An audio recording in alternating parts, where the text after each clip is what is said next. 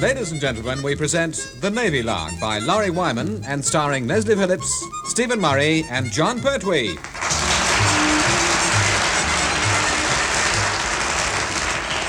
There comes a morning in every man's life when he's awakened by a prolonged and spine-chilling high-pitched scream, which denotes the vacuum cleaner is going full blast on the landing. And when Mrs. Ramona Povey demeans herself by actually doing housework, it can only mean one of her family is coming to stay, and Captain Povey must immediately parade for marital inspection. Well, my love, how do I look? Will I do? No, Henry Povey, you most certainly will not do. Just look at you. How can I, my love? I'm the one that's standing inside me. Henry Povey, your sartorial imperfection is not a laughing matter. I'm not having Meda's sister's boy coming here and seeing you in that disgusting state. Pull yourself together and don't slouch. Head up, shoulders back, chest out, abdomen in, knees braced, heels together, toes at an angle of 45 degrees and thumbs in line with the seams of your nether garments. There, my love. What are you going to use me for? Poking the fire? Silence! Now then, let's have a look at you. Well, you'll just have to do. Stay exactly like that and don't move until Cuthbert arrives. I've been meaning to ask, my love, why am I being allowed to meet Cuthbert this time? Well, on this occasion, you might just be useful. Meda's sister is considering allowing the Navy to have the benefit of Cuthbert's services. Cuthbert? In the Navy? Oh, good grief. Stand still.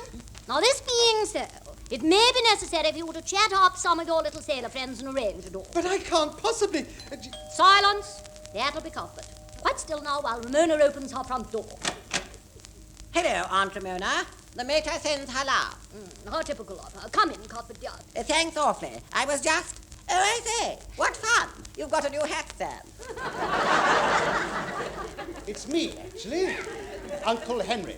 Uncle Henry? Oh, you're the Povey chap. Auntie married, I suppose. Meda's sister tells me you're considering joining the Navy, Cuthbert, dear. Yes, it was the mater's idea, actually. She says I've got the figure for the uniform. She thinks I've set it off rather well. You look a right twit. You said something, Henry? Oh, I said he should get one that's the right fit. Of course. Of course. So I thought I'd pop down and give it a trial for a couple of days. You know the sort of thing. Take a trip out in one of those boat things they have. See what the accommodation and the cuisine are like and all that. But you can't try the Navy out for a couple of days. Nonsense, Henry. Of course he can. Permission to use the telephone and ring up the Admiral immediately. The Admiral? Oh, very well, my love, but I don't know what he's going to say. Well, don't let him say anything. Merely inform him that your dear wife, Ramona, requires it. Now, off you go into the front retiring room and make the call whilst I give dear Cuthbert his delicious Ramona cooked tea. Now, come along, Cuthbert, dear. No, after you, Auntie. Ladies first. Now, you hear that, Henry? Ladies first. There's an example of my family's good manners for you. And Cuthbert's a slimy little toad, so yah-boo, and that's an example of mine. Well, better make this call, I suppose. I'm going to be the laughing stock of Portsmouth, I know I am. Admiral here, and if it's about your blasted account, there'll be a check in the post tomorrow. Oh, no, sir, it's me, Captain Povey, sir. Povey? Creeping Ivy, Povey, don't ever do that again. I thought it was me off license. I'm terribly sorry to disturb you at this hour, sir. That's right, you will be. But it's a very urgent matter, sir. Is it? Well, what have you done? Declared war on somebody? Well, not exactly, sir, but I think my dear wife's sister has declared it on us. Povey, what are you bleating about? Well, it's like this, sir. She wants her son Cuthbert to join the Navy. Well, does she now? With a name like that, it'll probably do him good. In fact, it's probably his only hope. Right, well, get on with it. Sign him on. But you don't understand, sir. He wants a couple of days to see if he likes it first. Oh, bright sort of chap, is he? Well, get rid of him quick. Bung him on a ship, sail him round the harbour until he's seasick, and then sling him out. Bang him on a ship, sir, but you haven't seen Cuthbert. I wouldn't wish that horrible, sneaky little snob on my own worst enemy. He's the most... I don't know. Can I choose which ship I send him on, sir? Well, of course you can. Now, don't waste my time with blasted details.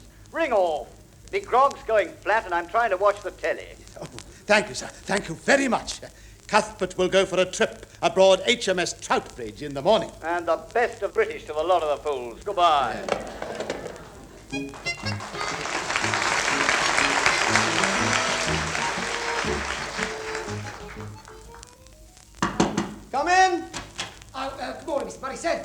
Phillips. Morning. 2 letters for you, Mr. Money, sir. Both bills, and I'll pay the one underneath if I were you. You needn't bother about the other one. It wasn't posted until 6:15 last night in Crouch End, so you can swear blind you didn't get it until tomorrow. Thanks very much. Not at all, sir. Then there's 2 for the Padre, but he didn't bother to open them because they're only circulars and he wouldn't want what they're offering anyway. Who's the parcel for? The parcel, that's for you, sir. It measures 9 inches by 6 inches by 1.5, weighs 2 pounds 3 3/4 ounces. It don't rattle, clink or clank, it don't bend, and it's not fragile because I dropped it and it still doesn't rattle, clink or clank. Yes, well, of course, now we know why the mail is so late, don't we? It's had to be cleared through Pertwee's security check first. Do you think I could have my parcel now, Chief? Yes, certainly, sir, unless you'd like me to open it for you. I've got my penknife at the ready. Thank you, Pertwee. I know what it is. It's a book I sent for. I wrote off for it last week. That's funny. I never saw that letter go out. I posted it myself. Oh, What's the matter? it's the wrong book. How wrong? Quite a way, actually. In my letter, I said I wanted a book on places of interest because I was touring around France for my holiday. What did they send? A book on cases of interest to be found in advanced psychology. Yes, well, of course, your handwriting was never your strong point, was it? Well, what am I going to do with it? It'll cost me a fortune to post it back. No, it won't, sir. No. You just readdress it, put 4 little square glue marks in the top right-hand corner and drop it in the box. They'll think the stamps must have fallen off. Hello, you chaps. Here you all are, then. I was beginning to think I was the only officer on board Troutbridge. This is Troutbridge, isn't it? Yes, sir, and you're Commander Bell, sir, and you're the captain, sir. Am I really? Well, you know about these things, of course. I've been wandering about for hours, you know. Never thought you'd be in here. I thought you'd all be tucked away in the wardroom. This is the wardroom, isn't it? Still, nice to see some friendly faces at last. You are friendly, I take it? Yes, sir. Oh, yeah, well, that won't last long. No, not when you hear what I've got to say. My word, what a mess. It's going to be absolutely ghastly.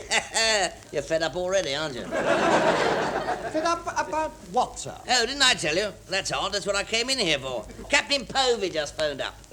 Apparently old Povey's bringing some relative of his aboard and wants us to take him for a bit of a trip. You know the form. Show him round the ship, quick run out and back, then stand by for court-martial because you let him fall in the drink, eh? Oh, blimey. You've done it before, have you? Yes. Yes, so have I. Of course, I was commanding a fast patrol boat in those days. My word, what a trip. Straight out of the harbour at 45 knots and the throttle lever stuck. They can't half go, you know. 3 tight turns around the lighthouse. Well, a bit too tight, actually. After we left, the beam stayed still and the lighthouse spun round. Then off we went again, zoom, straight out to sea and smack bang through a fishing fleet. My word, what a mess. Who said there were no flying fish in the channel? There were. Have you ever seen a 20-pound cod airborne? It's an impressive sight, you know. They look so surprised. Well, the one that met me head-on did. For an hour afterwards, all the fishermen were trying to chase their catch with butterfly nets and a shotgun. Well, say, it certainly sounds as if your passenger had an eventful trip. Well, no, he didn't know, man, as a matter of fact. It wasn't until we finally got back I realised he wasn't aboard. Never had been, actually. I'd driven off in the wrong boat. Lummy, even I've never done that. Not yet. So there you all are. And what's all this? A late breakfast, or have you finished for the day? Both, actually, sir. I mean, it's quite all right, sir. I've just finished eating my newspaper and reading my egg. No, I mean, I'm papering my egg and reading my nose. Pegging my shoes, feeding my... Would you like to speak to somebody else, sir? I most certainly would. In fact, I'd rather speak to anybody else, Mr. Phillips. I can see what Aunt Ramona means about your manners, Povey. It's about time you introduced these people to me. Yes, of course. This is Cuthbert, my nephew. On my wife's side, you understand. Now, Cuthbert, this is... Don't bother. I shan't be wanting to mix with the staff anyway. No, I suppose you don't, Cuthbert. There's no need to be insolent. Povey, would you inform these sailor fellows that I am to be addressed as Mr. Spinks? Yes, of course, Mr. Cuthbert. Good. Well, while you're giving them Aunt Ramona's orders, I'm going upstairs for some fresh air. Tell one of these men to fetch me a deck chair and put it out on the sun deck, will you? I shall take China tea and a sweet biscuit in half an hour. What?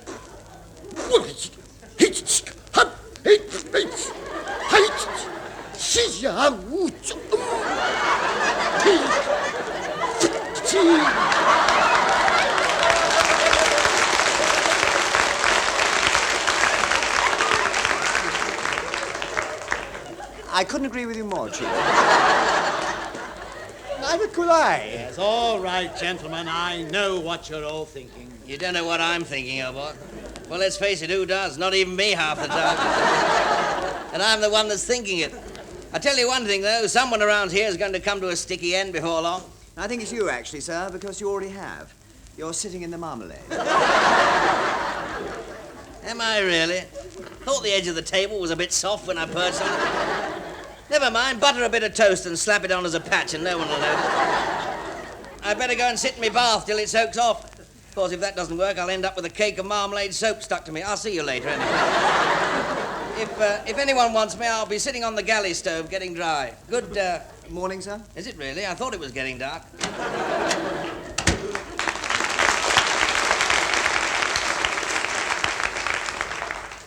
Povey, sir, just what is all this about? I've already explained it once over the phone to Commander Bell. Yes, sir, but that doesn't always help us. Phone messages are a bit inclined to stop dead when they get to him. Yes, I imagine they do. Well, briefly, my dear wife Ramona has requested that Cuthbert shall be given 2 days at sea to decide whether he likes the life well enough to join the Navy. Lummy, that makes us a sort of free sample. Precisely. He'll be taking a commission, of course. Him? What, that? An ossifer in the senior service? Oh, permission to buy myself out at once, sir. I can give you 10 bob down and the rest over forever. It's a tempting offer, Pertwee, but I must reluctantly refuse. Now then, gentlemen, you're all put to sea just as soon as I go ashore. And for the next 48 hours, I am placing Cuthbert in your care. And during that time, you will spare no effort to show him exactly what life in the senior service is like.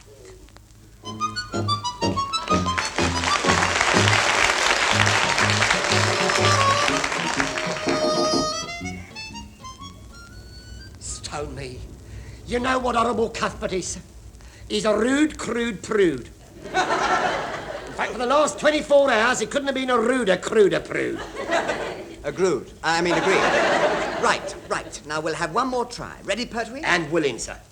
Left hand down a bit. Left hand down a bit, sir. Right hand. Right hand down a bit, sir. Left hand down a bit. Left hand down a bit, sir. Right hand down a bit. Right hand down a bit. Left hand down a bit. Left hand down a bit. And right hand down Right hand down a bit. And left hand down a bit. And right hand down a bit. Right hand down a bit. Good, you know. No matter how much you swing the ship about, you won't make Cuthbert feel seasick. We weren't trying to make him feel seasick, sir.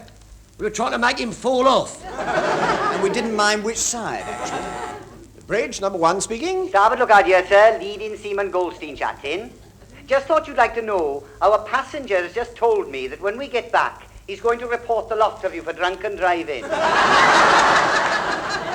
Oh.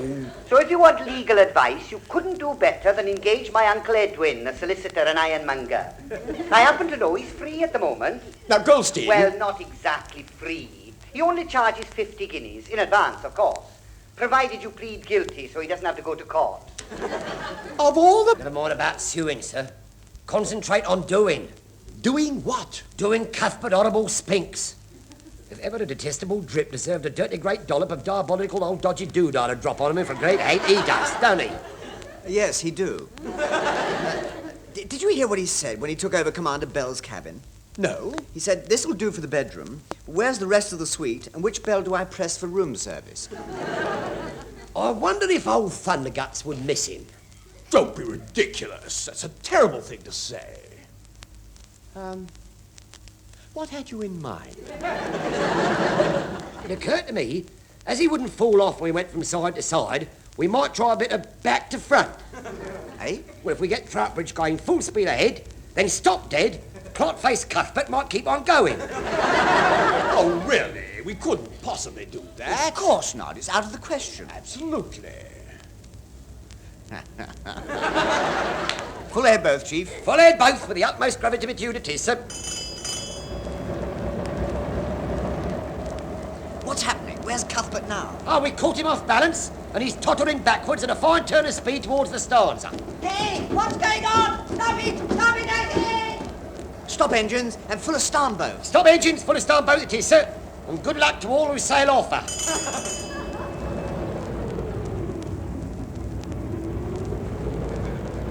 Has it worked? Like a charm, sir. He bounced off the starn rail, and now he's belting full tilt for the bows. Help! I'm over the curve! Keep going, Lynn! Help! Lummy, he didn't half go, didn't he?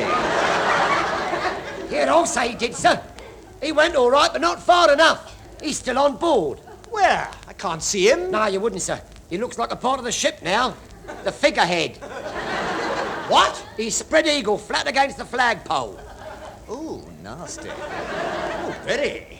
Stop engines, Chief. Then slow ahead both. Stop engines, then slow ahead both it is, sir. I say, wasn't that graceful? What? The way he slid down the flagpole and sat on the deck. Yes, sir, just like a stuffed dummy with all the sawdust running out. Yes. Of course, I may have a suspicious mind, but I have a feeling that once that dummy gets its breath back, it's going to be stuffier than ever.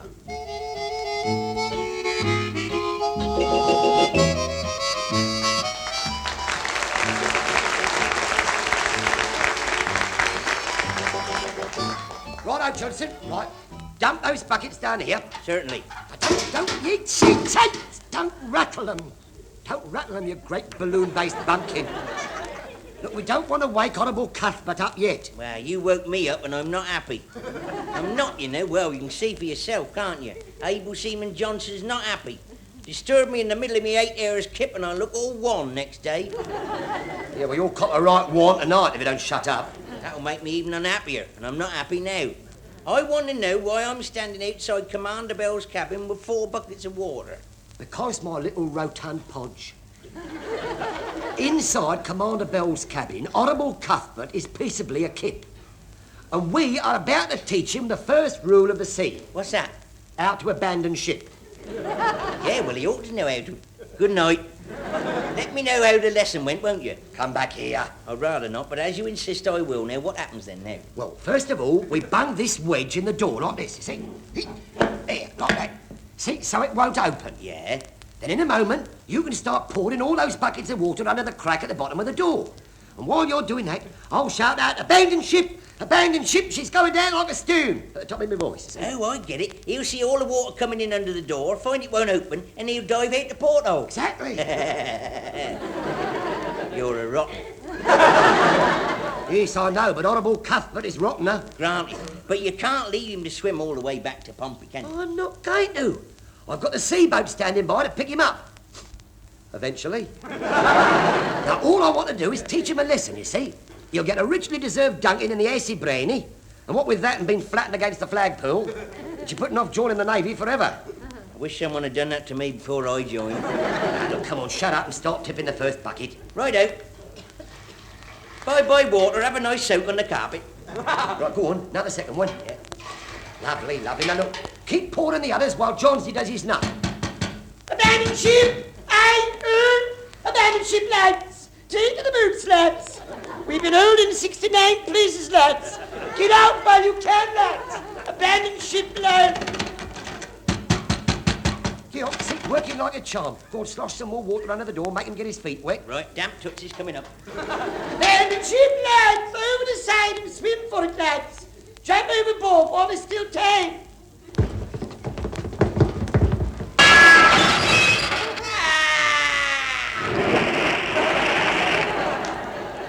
All gone. Well done, Pat, so I'm proud of you. Hey, you! Do we have to have all this noise in the middle of the night? Oh, I'm sorry, sir, but we did. Oh, blimey, it's him. What? Now look here, just what is going on? Yeah, well, that's what I'd like to know, Mr. Spinks. I mean, if you're out here, who just went out of the? Who was in Commander Bell's cabin?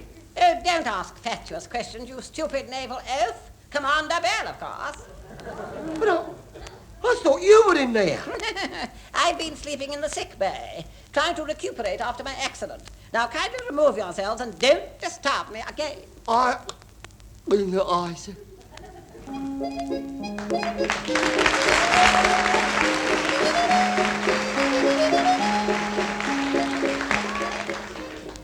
This way, Mrs. Povey, Captain Povey, sir. Nice to have you aboard. After you. Ramona, my love? Good boy, Henry. We're learning at last. Cuthbert's excellent example is beginning to penetrate. Do come in, Mrs. Povey. Oh, hello, Aunt Ramona. Morning, Povey. And have you had an interesting boat trip, Cuthbert dear? It's been absolutely ghastly. For everyone. Oh, good. What? Oh, gracious. Quiet, Henry. All complaints will be dealt with by Ramona. Right, far away, Cuthbert dear. Well, to start with, my accommodation was inadequate, the food was inferior, the staff was insolent, the ship was inefficient, the weather was inclement, and the trip was intolerable. And he was insufferable. Yes, quite. And so you've decided against joining the Navy, Cuthbert? On the contrary, I've decided I'm going to. What? After what I've seen in these 2 days, I consider it my duty. It's high time more young, intelligent people like myself took a hand and put the service to rights. No, good. What? Oh, grief. How right you are, Cuthbert dear, and stand for no nonsense at any level. Come along, Henry. We'll take Cuthbert straight over to the Admiral's office and let him choose which rank he'd like to start with. But he can't do that, my love. He's got to fill in the form applying for his commission first. Oh, that's all taken care of. I had one of those petty officer fellows do the donkey work and fill in the form thing. I've given him all the details. He's going to bring it along when it's ready for me to sign. Volunteered to do it for me, actually. In fact, he absolutely insisted. Did he now? The rotten traitor. Excuse me, madam and gents, all assembled. What is it, Quisling? Well, it's this application form for Mr. Spinks. It just requires his moniker on the bottom and he's as good as in. Right, sign there if you please, sir. Oh, well, if I must, but all this paperwork is so tiring. Here, sir. Lovely, sir. Lovely. And if I may make so bold, a very fine addition to the Royal Navy you are, sir. He's gone off his think box. Come along, Henry. Pick up that form and forward march to the Admiral's office. Oh, no, don't worry about the form, madam. I'll deliver it to the proper quarters personally, just to be on the safe side. Oh, yes, it might be as well. This way. Now follow me. No, after you, Aunt Ramona. Just coming, my love. Right. Now then. No, gents, please. All is not yet lost. Mr. Phillips. Now, put that chair down until you've heard my side of it. We're listening, Chief. We're listening, and it had better be good. You care to have a look at this here application form what Honourable Cuthbert has just signed? You'll notice, sir, that it's an oh, what a shame, and how ever did that happen, sir? What? Well, sir, in my haste, sir, I must have inadvertently grabbed the wrong form from the office. So if you take a closer butcher's at this form, you'll note that Mr. Honourable Cuthbert has just signed himself on for 21 years as an ordinary rating. Sir.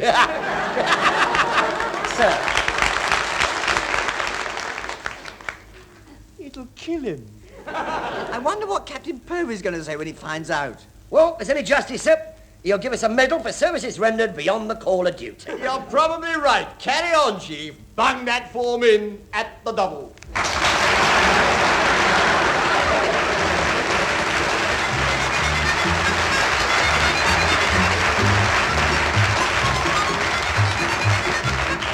Leslie Phillips, Stephen Murray and John Pertwee have been recruiting for the Navy Lark, written by Laurie Wyman.